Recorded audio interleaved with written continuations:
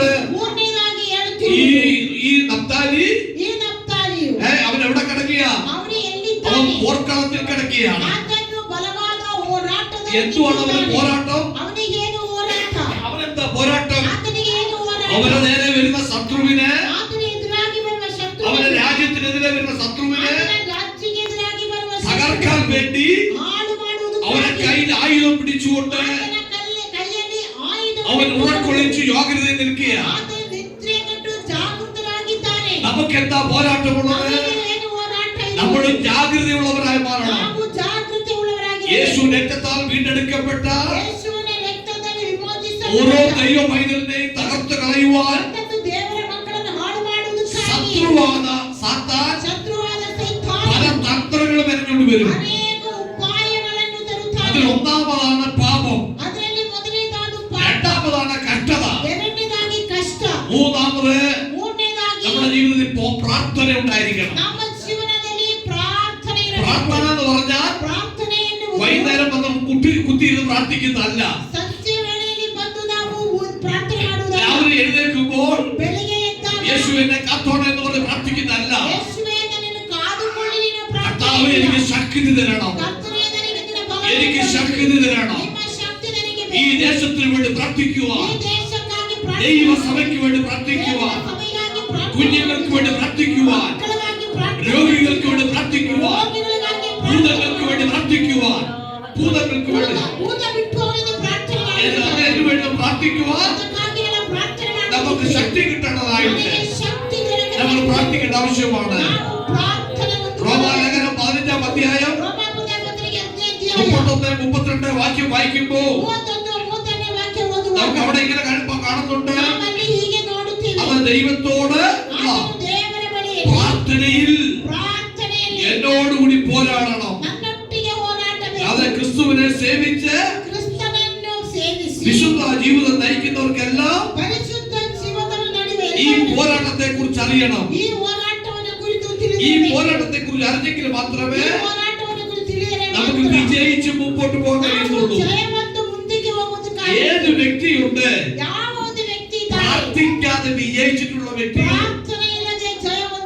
എത്ര വ്യക്തികൾ ജയിച്ചിട്ടുണ്ട്? ഒരു വ്യക്തി ജയിച്ചിട്ടില്ല.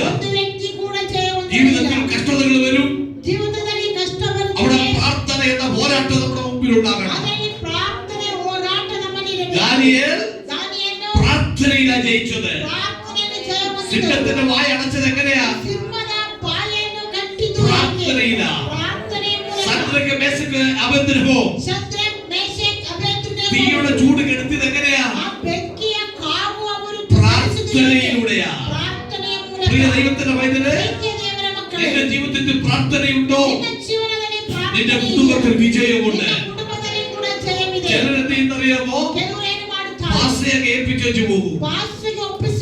പാസ്റ്റർ ചുമതലയല്ല പ്രാർത്ഥിക്കുക എന്നുള്ളത്. പാസ്റ്റർ ചുമതല പിന്നെ എന്തുവാ? നിങ്ങൾക്ക് കൈത്താങ്ങൽ തരിക,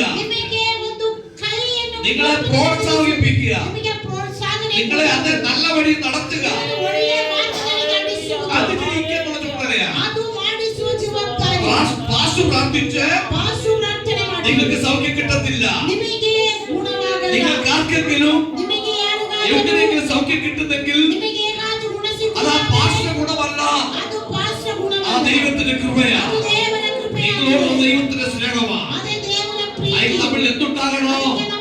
നമ്മൾ പ്രാർത്ഥന ഉണ്ടാകണം. ഞാൻ മുമ്പേ പറഞ്ഞ പോലെ എനിക്കത് വേണം, എനിക്കിത് വേണം, എനിക്ക് അങ്ങനെ പോണം, എനിക്ക് ഇങ്ങനെ പോണം, എനിക്ക് ഇവിടെ ഇരിക്കണം. ഇതിനല്ല നാം പ്രാർത്ഥിക്കേണ്ടത്. ഞാൻ ദൈവത്തോട് പ്രാർത്ഥിക്കണം, അപ്പാ നിന്റെ കൃപ എനിക്ക് വേണം. മോശ പ്രാർത്ഥിച്ചതുപോലെ പ്രാർത്ഥിക്കണം. മോശ എന്താ പ്രാർത്ഥിച്ചത്? മോശ ദൈവത്തോട് പറഞ്ഞു, ദൈവമേ നിന്റെ സാന്നിധ്യം എനിക്കുണ്ടാകണം, നിന്റെ സാന്നിധ്യം എനിക്ക് വേണം. എത്ര പേര് പ്രാർത്ഥിക്കുന്നുണ്ട്? ദൈവമേ നിന്റെ സാന്നിധ്യം എനിക്ക് വേണം.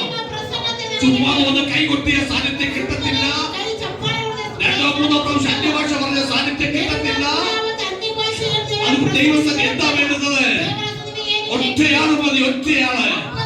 ഒരാളിത് മുഴങ്ങാൽ മടക്കിയിട്ട് ദൈവത്തോട് പറയണം, കർത്താവേ എനിക്ക് നിന്റെ സാന്നിധ്യം വേണം. എവിടെ പറഞ്ഞു വിടരുത്, എന്നെ എവിടെ പറഞ്ഞു വിടരുത്.